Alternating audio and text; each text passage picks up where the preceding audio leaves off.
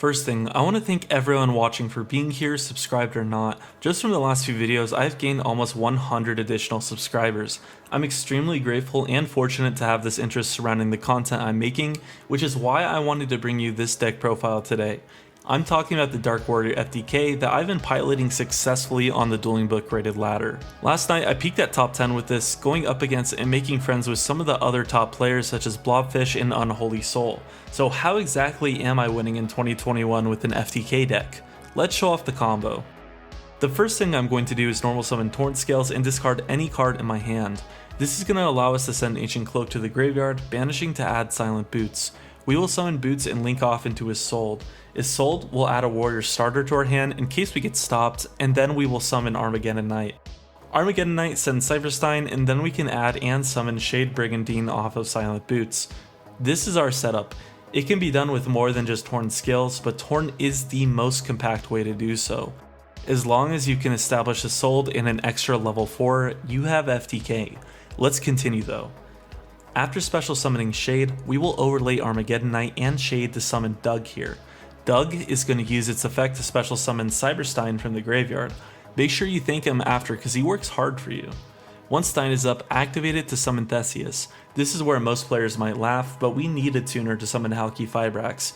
We will do so by saying goodbye to Doug and linking Theseus to graveyard. Our Halk target will be Vylon Sphere. Link Vylon Sphere and Isolde off to summon Reaper-Docus. You're going to want to activate Sphere's effect and equip it to Stein. Once done, use Reaper-Docus to change Stein's type to Psychic. Finally, link off Reaper-Docus and Halk to summon Appaloosa. Here's where our FTK happens. We will first activate Vylon Sphere to equip Charging Cell to Stein. This was sent off Isolde's initial summon. We will then banish 2 warriors to add and set Divine Sword. Because Charging Cell prevents cross damage for Psychics, which Stein is now, we can activate him as many times as we want. We will summon 3 Phoenixes and Ancient Gear Howitzer. The AG burns for 1000 and each Phoenix burns for 2400. That is 8200 total.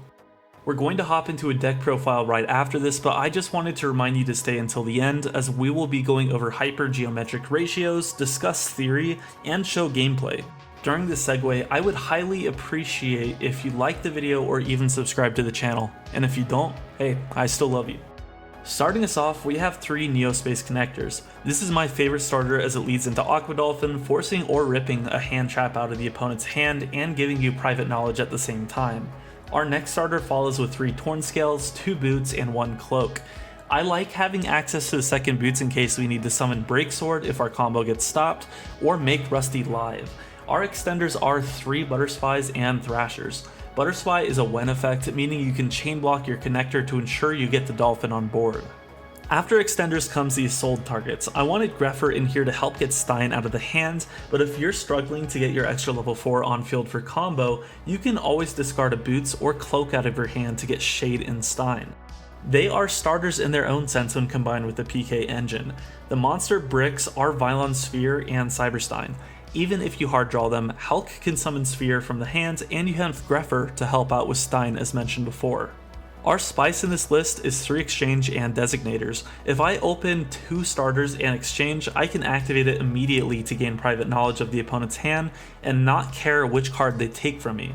If you can full combo, you can seal hand trap, but if you have an off game and can't, you can seal one of their starters and push for combo the following turn. Designator is one of the best follow-ups to Exchange or Aqua Dolphin as private knowledge has been disclosed. Designator allows you to declare a card name. If the opponent has it in their hand, they banish it. Called by the Grave doesn't need an explanation, but I like Instant Fusion because it can flex between an Extender or Millenniumize Restrict, adding to your anti-hand trap lineup.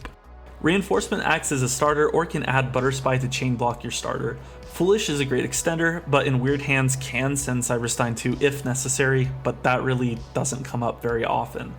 Reborn and Fossil are great to establish an extra level 4, and Fossil of course counts towards our equip lineup. We are playing 5 equips, the Moon and Horn being recyclable, and our Cell and Sword being required for combo. To conclude the main deck, we play 3 Shade and 1 Blade for our Rusty. I'm likely going to go over side theory in another video. I'm working with other players in the community to isolate the best way to side, as you can tell there isn't much room in this deck for stuff like hand traps. I can tell you though that I want to maximize high impact cards such as evenly matched, as you don't really actually need a battle phase. You do however need to inflict damage, so Dark Ruler No More won't work. Because of the complexity, it's going to require more thought. Tinker around with what I have though. Our XYZ package is led with PK backups, Breaksword, and Evil Swarm Nightmare. I find Nightmare to be the best standalone Exceed monster for Breaksword plays. Dugaris, or Doug, is a crucial piece of the combo that summons itself back. Isolde, Halk, and Reaper-Docus are just core pieces of the combo. This is true for Appaloosa actually, but you could swap her out with any Link 4 that can be summoned with 2+ monsters. Occasionally, it can catch a player holding the Biru for too long, but honestly for high level play, I would recommend looking at swapping for an OTK enabler. At the end of the day, her purpose is only to open the board for you. Rusty is in here for backup plays, but can also help with OTKs, so use his pop effect. The Phoenix and Ancient Gear package is what wins you the game, burning for 8200. Decius is your tuner and initial Stein summon, while Carbonala Warrior acts as an extender. Lastly, Millennium Eyes will seek to stop any stray ashes or veilers. Let's get into some hypergeometric ratios to explain the deck building choices. The first thing people ask me when I talk to them about this deck, or if they are spectating the game, is how consistent is it? The deck list can only speak so much for itself, so let's have some math to back it up. We have a 64% chance of opening at least one of our starters. We have an even higher chance of opening at least one extender at an 88% chance. With that being said, some of our extenders require another action, such as a normal summon or even just a card in the graveyard. We have a 69% chance of opening at least one extender that acts independently. Still, that's pretty high. The other important element of the deck is anti-hand traps, and funnily enough follows the previous ratios we discussed. We have an 88% chance of drawing at least one anti-hand trap card, and a 69% chance of drawing one that doesn't require a normal summon. The deck is looking pretty good in terms of getting the combo going, but we have to discuss the bricks too. Surprisingly, the most common brick you can have is a Butterspy without a normal summon that results in full combo. There is a 19% chance of this when you draw Butterspy, but it is important to remember that there's only a 33% chance of drawing a card at 3 copies in the deck. So still, this doesn't happen often. 3 of our 5 equips cannot be recycled into the deck, so there's a 4% chance that you'll draw at least 2 of the 3. Even then, this isn't always a death sentence, because if you still have a way to send Stein to the graveyard and hard drew your charging cell, you can just skip the Isolde step entirely. The traditional bricks include the equips outside of the fossil and as well as the sphere in Stein.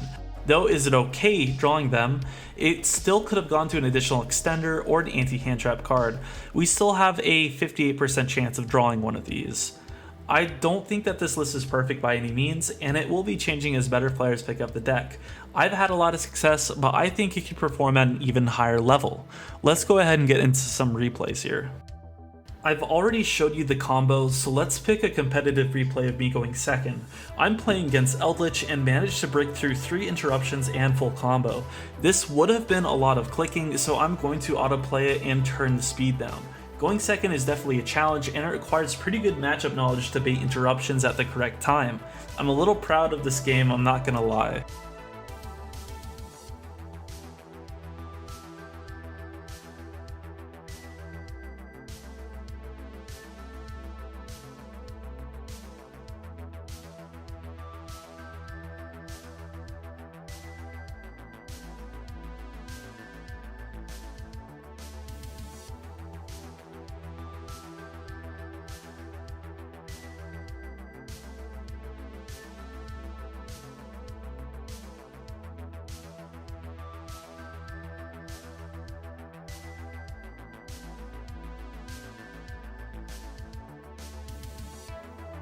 For those who stuck around, thank you so much for watching. I probably will follow this video up with an updated list after climbing the matches ladder on Duelingbook.